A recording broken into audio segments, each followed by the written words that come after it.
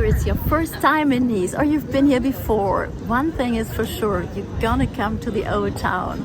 So we're gonna show you around today. There's so many things to do, from shopping to seeing all the major sites, to hanging out in cafes. And since it's really a lot, we're gonna do it speed dating style. Enjoy following us through the maze-like streets of Nice's old town.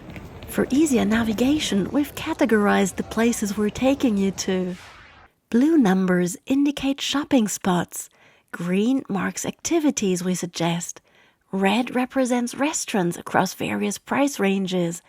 And orange is for pit stops where you can relax and recharge with a coffee, a glass of rosé, ice cream, or a slice of cake. So let's get started at the southwestern corner of the old town. If you like to have some local olive oils, Alziari is the place you should check out. This is one of the traditional oil producers in the region. Founded in 1868, the Alziari family grows their olives just around the corner in the outskirts of Nice. And their olive products regularly win gold medals. And you can even taste the olive oil before you buy it.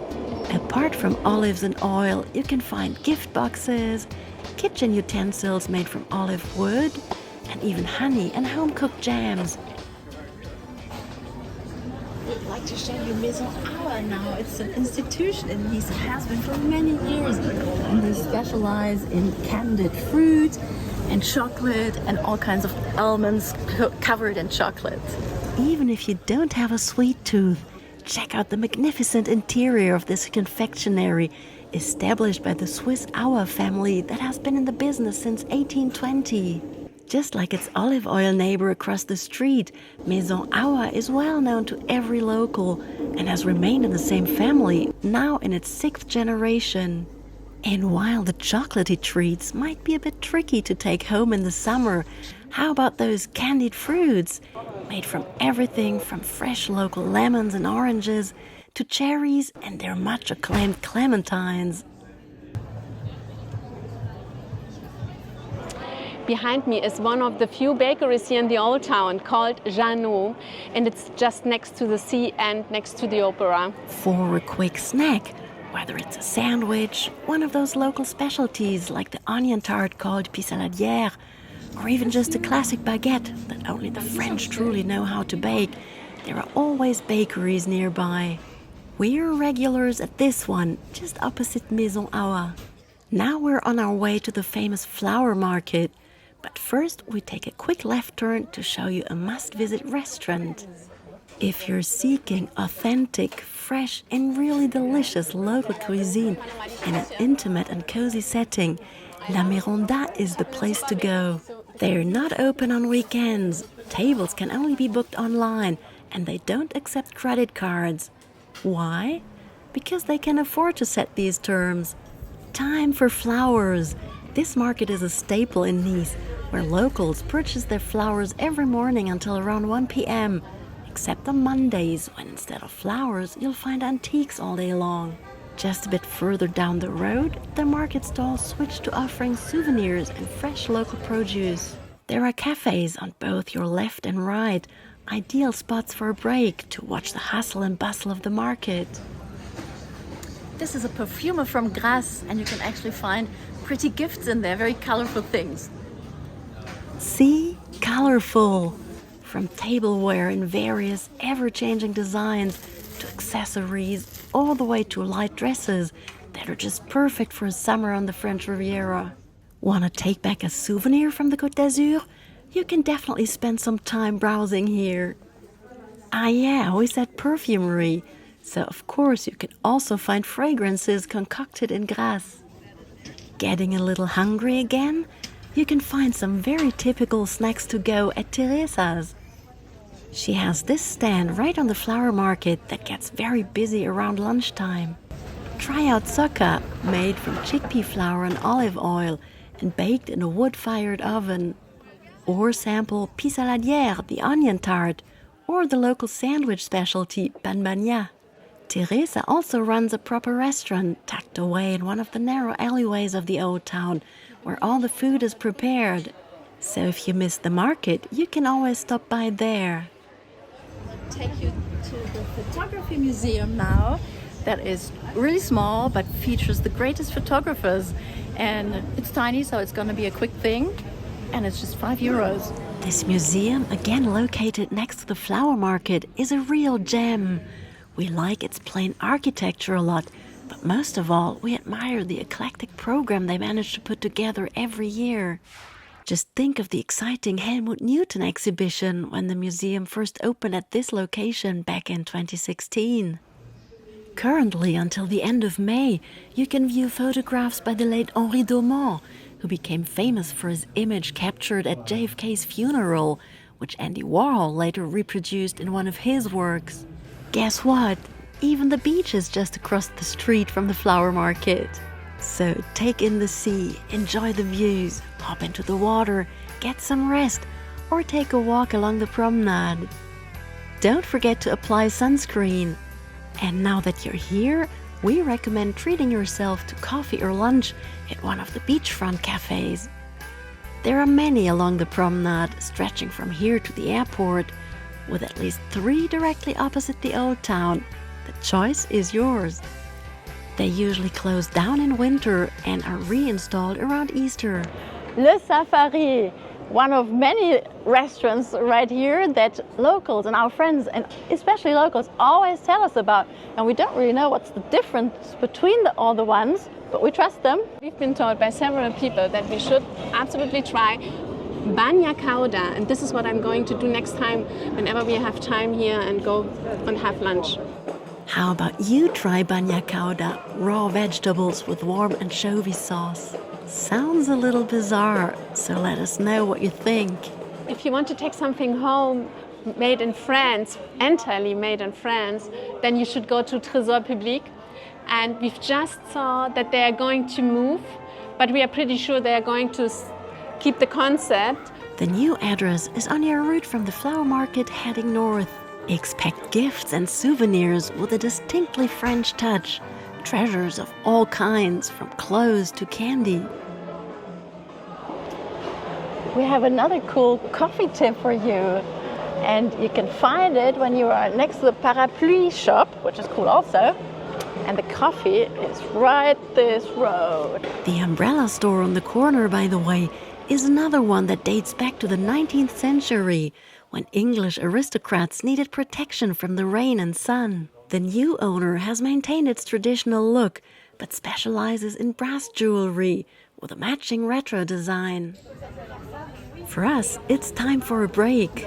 Marinette offers both outdoor and indoor seating. Choose as you please.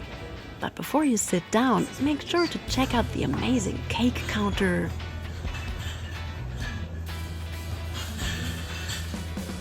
We decided to head upstairs, where there's a pretty large sitting area and a rooftop, which we opted for. The food and drinks are really delicious, and we love the attention to detail they pay in every aspect. Aila, the Auer Café. Oh, remember I had this delicious chai latte. I remember we've done a full film about coffee shops in Nice, and that's when we talked about them. In this part of the old town, the real heart of it, around Place Rossetti, you'll find many cafes and restaurants, flanked by 5 or 6-story medieval houses, painted in various shades of yellow, red and ochre. The narrow streets here provide much-needed shade in the summer heat. Hobo is one of those charming cafes right here, very individually decorated, that might remind you of trendy spots found in European capitals. Our beloved creperie called La Vieille Crêpe is around the corner from the Cathedral Saint-Réparat and in this tiny little road called Rue Place Vieille. Even though a crêperie isn't typical for the south of France, we wanted to introduce you to this one, where the owner serves incredibly yummy dishes imported from Brittany in northern France. Start with a galette, which is a savory crêpe made from buckwheat flour, and save room for a sweet-topped crêpe for dessert. We finally made it to the Blend Cafe. I can't wait to try the coffee there. It's a tiny, cozy spot with tables both on the street and indoors, where you can also browse through records. A Occasionally, on Thursday nights, a DJ plays, adding to the vibrant atmosphere. Are you all refreshed after the coffee? Not completely, but the coffee was very tasty. Now we're at Place Rossetti, the beating heart of the city. This is Pinocchio, the most famous ice cream place that there is in Nice. So go try have one of the crazy flavors that they offer. And when you're here in the heart of Nice, also check out the Church Saint-Réparat. You'll find flavors like tomato basil, rosemary or olive, or chewing gum for those of you with a sweeter palate. But of course, all the classic flavors are available as well. We totally suggest violet if you've never tried that one, or rose. The most remarkable building in Place Rossetti is the Saint-Réparat Cathedral. Constructed in the second half of the 17th century, this historic monument showcases impressive Baroque architecture, complete with an added bell tower. The cathedral is open daily, year-round. We can never say enough about the Castle Hill, the green oasis nestled between the Old Town and the port of Nice, offering the best views of the bay called Baie des Anges. When you're at Place Rossetti, there's easy access to a road leading up the hill. It was closed for construction when we stopped by, but fortunately there are 2 more access points on this side of town. Your easiest option is the elevator, located next to the stairs on the promenade. From Place Rossetti again, the narrow Rue Droite is just around the corner. There are several places in this alley worth discovering. A second-hand shop I'd like to try out. Let's have a look together. This new spot features a range of accessories on the ground floor, including sunglasses and handbags, as well as vintage clothing. In the basement, you'll find another wide selection of items, with most starting at around 20 euros. Anja was reminded of the good old days by this jacket. Hey, and if you like to know how wealthy people lived back in the 17th century, go visit the Palais Lascaris. We'll continue with a vintage theme, but of a different sort. Palais Lascaris, the most notable civilian Baroque monument in the old town of Nice, was built for a local noble family. Now we're stepping away from Rue Droite for a moment to introduce you to Lupi La Leva, a fast food restaurant for local specialties. You can also dine on site, and frankly, the food is tasty and well priced. Caprice. This is another vintage shop, and here you can find also expensive brands. We're back on Rue Droite, and at Caprice you'll find 2 floors brimming with items. Shoes that range from 10 euros to 300 a pair if they are Chanel, and clothes also starting at 10 euros and increasing based on the label. New items are put on display every week. This is a cool art gallery, and they actually work a lot with the blue chairs, the typical chairs that you'll find on the Promenade des Anglais.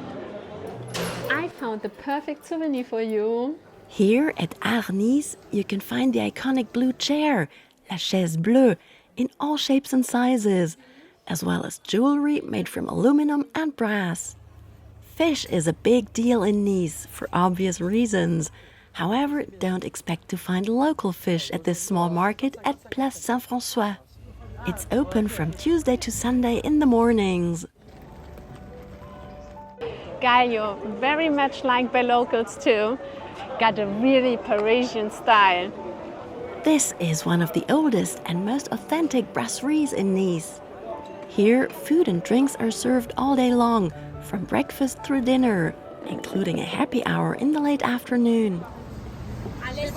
Oh man, it's closed. We meant to show you Eric Garance and his new gallery. He's actually a famous Niçois artist who does these posters that I'm sure you've seen before.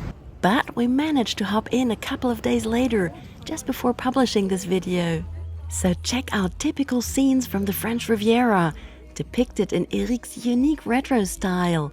There are more than 200 to choose from, in different shapes and sizes. Now that we're almost done, we'd like to take you back to the promenade for an aperitif. Several cafes line the Quai des États-Unis, and some have these tiny balconies that offer the best sea views ever. While it was sunny all day, we're back now that the sun is setting. And we were lucky enough to snag a front row spot on one of the balconies.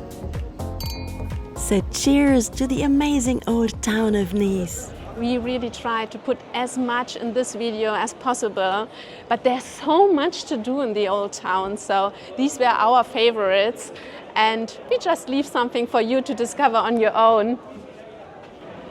Wait, we've done another 2 videos about Nice and their new upcoming neighborhoods, so maybe you have a look.